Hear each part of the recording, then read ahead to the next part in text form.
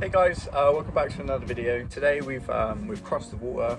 We are no longer in Cornwall. We are in sunny Devon today at my auntie's house, and we're going to be doing quite an interesting video: how to find and make bonsai material from discarded or unwanted trees that you can find in your garden. So I just want to show you what you can find and how you could turn that into a viable bonsai. So I'll show you what we're going to be working with, what I've found around the garden, and then we're going to get into some potting and things. We're going to focus on this bad boy. A nice bit of movement in the lower trunk.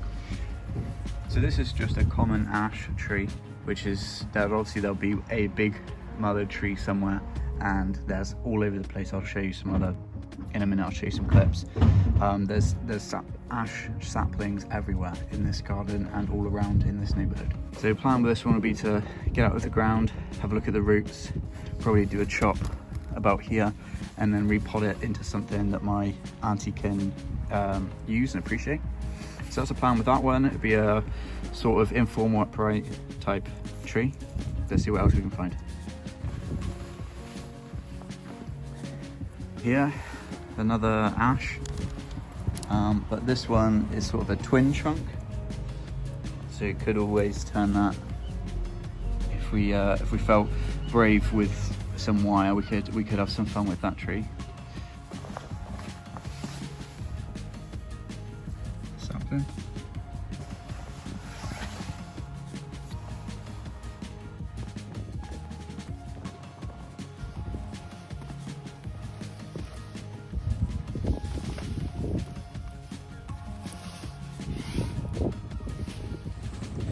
So there's a quick look at some of the type of things that you can find. Stuff that nobody wants, no one's going to mind you uprooting. First thing will be to get out of the ground. No real magic to that. You're going to dig around in a circle, rip it out.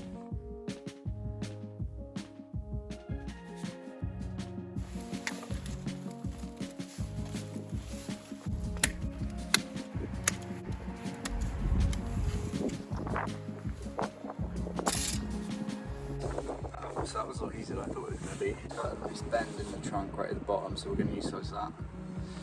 Some nice healthy lower branches.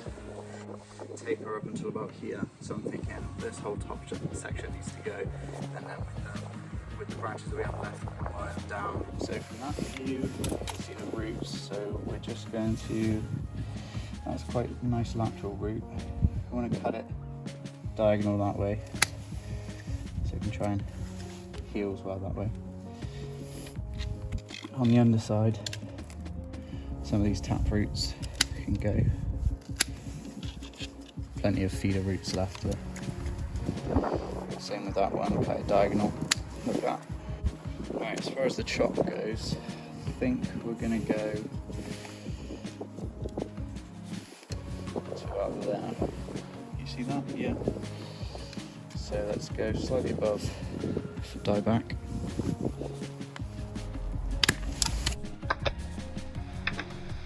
Boom. So that was actually pretty dead and dying anyway.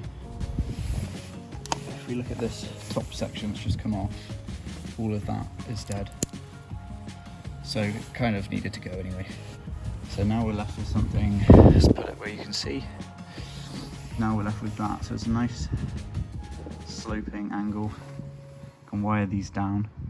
So I think what's next, we'll be trying to pick apart some of this root surface, but I'm going to leave most of the mud intact, and then it'll be finding a pot for this bad boy. So I didn't bring these, I just found these in the garden.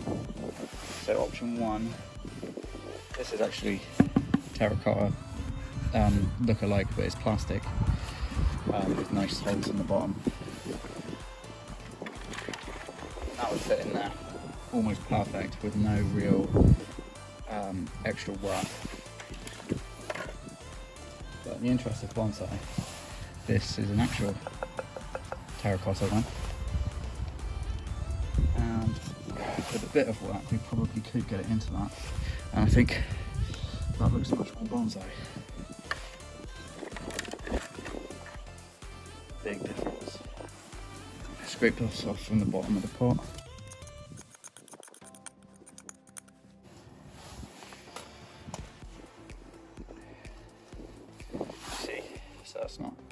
it's not undoable, just needs a bit more work. So, another shape off. We'll just shorten this lateral root down to that. That one can come back, that one can come back. These can be shortened down. Take off those tap roots because we don't need them anyway. Nearly. So we need to decide whether we're going to take off more lateral root or this bulk. I want to try and balance it out, so I'm going to keep this and get rid of that. The reason I'm doing that is because this will balance it out and create a more central appearance, and we won't have such a one-sided root system. It's risky because obviously we're going to have to cut some of these feeder roots, but I know ash as a species and it's very, very prolific. So I'm confident that even by getting rid of this, we'll still have a healthy tree. Oh, there's actually a rock in there. Okay, so now, very close, but not quite.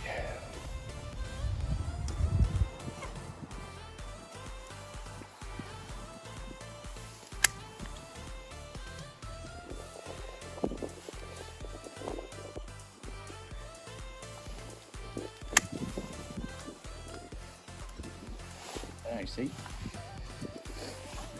Now we have a tree that fits in the pot.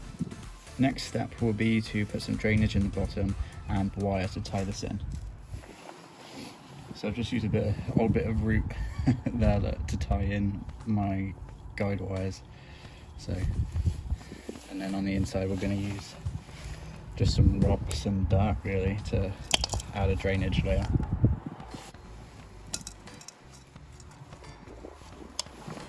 Get the tree.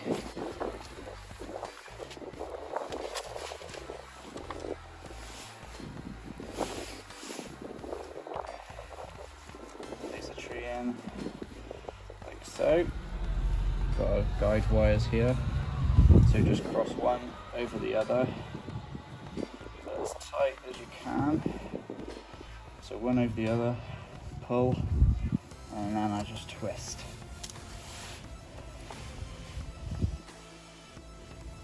A few times to keep it safe.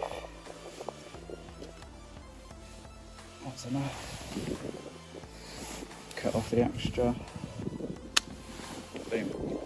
Tree's not going anywhere. So I'll just time lapse quick also, put some more soil in.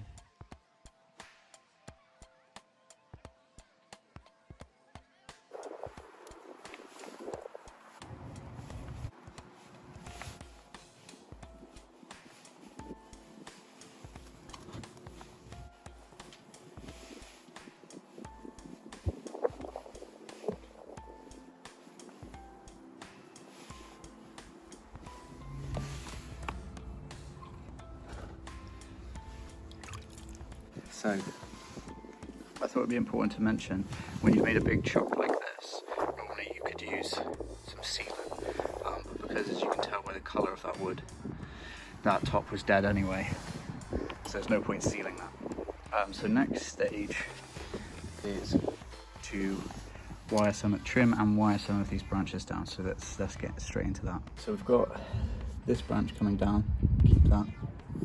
This one's a bit, could do something with that. It's a bit thicker than the rest. This one I really dislike because it's got so many coming off of one place, but we could just pick one of those options and bend that down towards the back. These top ones, that one's useful, I bend that way. And this one, a little bit ugly, but it's going to serve quite well towards the back. This, I'm pretty sure is dead, so I'm just going to leave that where it is.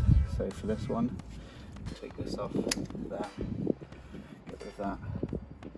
This tree, this branch, sorry, we'll just get rid of that end. This one, take off those two, keep that one. So you guys have seen me wire a few times before, but essentially 2-branch principle, we need to just use another branch as an anchor point. So I'll wire these two together and then I'll pick another one of those two. So I'm just going to time lapse this bit as well, just because it's a little bit boring.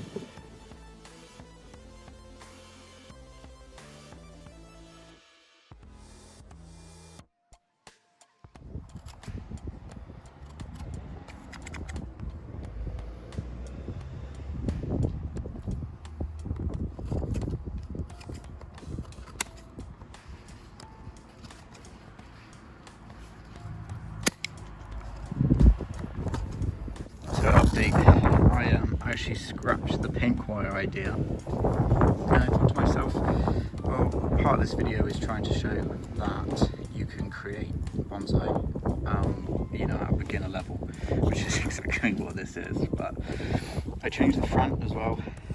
The front was, I think, here somewhere we decided. Changed it up to here now. This shows off this nice fat bend at the bottom here, which I like. Got rid of the pink wire, stuck with this, the purple one. But then I've just used simple garden wire, just like this, just real simple garden wire, to sort of tie them down into this umbrella sort of shape, to create an apex up here. It's going to look really nice when it leaves out. This is partly dead, but it might come back. There are some buds there. And then what I've done is I've just created this gin feature, and I actually, believe it or not, used an old pair of scissors just to scrape away and show this lovely dead part at the apex of the tree, which I really like. Turned out really cool. Focus. Yeah, there we go. Create something like that, which I think is really, really cool.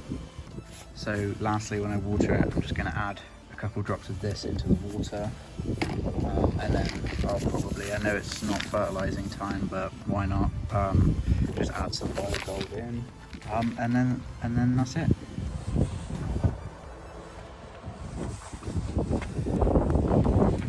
Can't forget my herons hat. I love Peter telling me off. Right, so here she is, guys, the final product. As always, I'll leave you with some cinematic shots of what it looks like now. But there we are. That's kind of how to turn your discarded, unwanted garden trees into quick and easy bonsai that anyone can do. So the other thing I want to say as well before I go is leave me a comment and let me know what you would like to see with the other ash tree that I showed you that's in the other side of the garden. Don't forget to like and subscribe, guys, and I'll see you in the next one.